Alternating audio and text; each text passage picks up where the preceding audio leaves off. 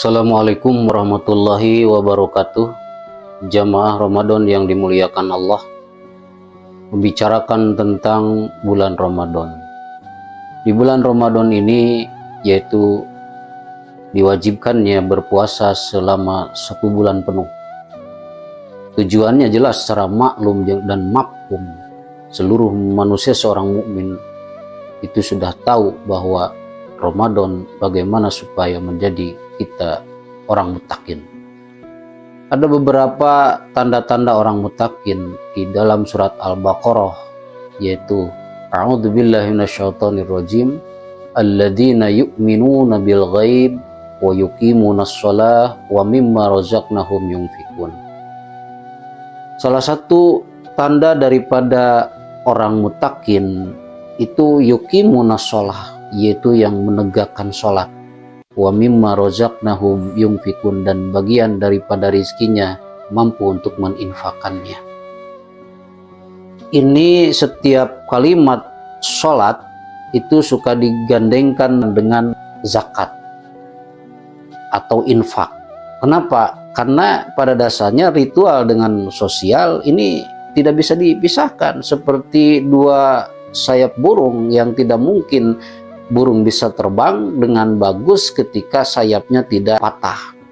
Nah, ini pun sholat tidak sempurna kalau infak atau sosialnya kita tidak lakukan. Kemudian zakat atau infak lakukan tapi sholatnya tidak, itu pun tidak sempurna. Dia harus dua-duanya, itu konteksnya. Berarti konteks dari ayat ini adalah kalau kita ingin menjadi orang muttaqin, ini minimal dua-duanya itu harus dilakukan. Secara vertikal adalah sholatnya harus tetap kita utuh dan menyeluruh.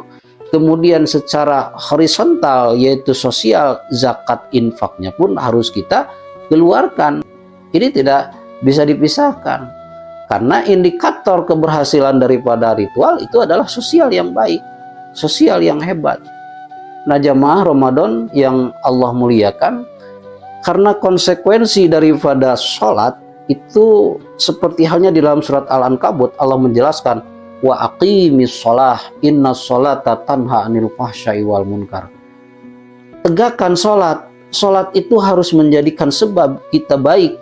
Tandanya baik kita adalah jauhi daripada perbuatan keji dan perbuatan mungkar, perzinahan dan maksiat yang lain. Setelah sholat kita harus jauhi menghina orang, bermaksiat yang lain, perzinahan, perselingkuhan, kemudian sombong, takabur, iri, dengki, dan berikutnya dosa-dosa yang lain, jauhi ketika kita sholat. Berarti sukses daripada sholat itu adalah ketika setelah sholat. Kesolehan spiritual, kesolehan ritual tidak dilihat pada saat orang itu sedang melaksanakan ritualnya, sedang melaksanakan sholatnya, tapi kesolehan ritual atau sholat itu bisa dilihat ketika setelah sholat. Kalau sholatnya memberikan efek menjadi soleh diri pribadinya, menjadi tawadu, menjadi waro, kemudian menjadi orang itu dermawan, menjadi orang itu menghargai orang lain, tidak menyalahkan orang lain, tidak menghina orang lain, tidak sombong, tidak takabur, jauh daripada fahsya jeung mungkar. Insya Allah sholat itulah yang disebut aqimus sholah. Tetapi bagaimana kalau sholatnya tidak mencegah daripada kemungkaran? Itulah yang disebut destruktif atau fasik. Itulah orang-orang yang sia-sia sholatnya, tidak ada nilainya sholatnya. Menurut ilmu fikih sah saja sholatnya, tapi tidak diterima oleh Allah karena maksiatnya tidak dapat dicegah dengan sholatnya.